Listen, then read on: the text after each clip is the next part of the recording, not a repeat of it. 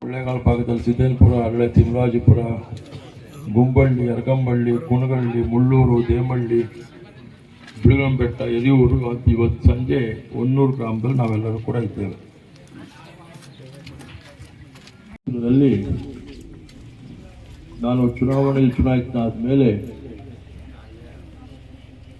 ಸುಮಾರು ನಿಮ್ಮ 100 ಪಂಚಾಯಿತಿ ಒಳಗೊಂಡಂತೆ ಸುಮಾರು 20 ಗ್ರಾಮ ಪಂಚಾಯಿತಿಯಲ್ಲಿ ಇಂತಹ ಜನಸಂಪರ್ಕ ಸಭೆಯನ್ನು ನಾನು ಆಯೋಜನೆ ಮಾಡಿ ಭಾಗವಹಿಸಿ ಜನರ ಅಹವಾಲುಗಳನ್ನ ನಾನು ಸ್ವೀಕರಿಸಿ ನಮ್ಮ ತಾಲೂಕಿನ ಅಧಿಕಾರಿಗಳ ಮುಖಾಂತರ ಸಮಸ್ಯೆಗಳನ್ನು ಬಗೆಹರಿಸಲಿಕ್ಕೆ ಪ್ರಾಮಾಣಿಕವಂತ ಪ್ರಯತ್ನವನ್ನು ಮಾಡಿದ್ದೇನೆ ಅಂತಕ್ಕಂಥ ಮಾತನ್ನು ಈ ಸಂದರ್ಭದಲ್ಲಿ ಹೇಳಲಿಕ್ಕೆ ಬಯಸ್ತೇನೆ.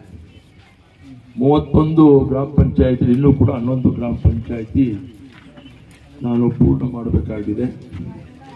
ಈಗಾಗಲೇ ಕುದೇರು, ಸಂತೇಮಳ್ಳಿ, ಕೆಂಪನಪುರ, ಮೊಂಗನೂರು, ಗೂಳಿ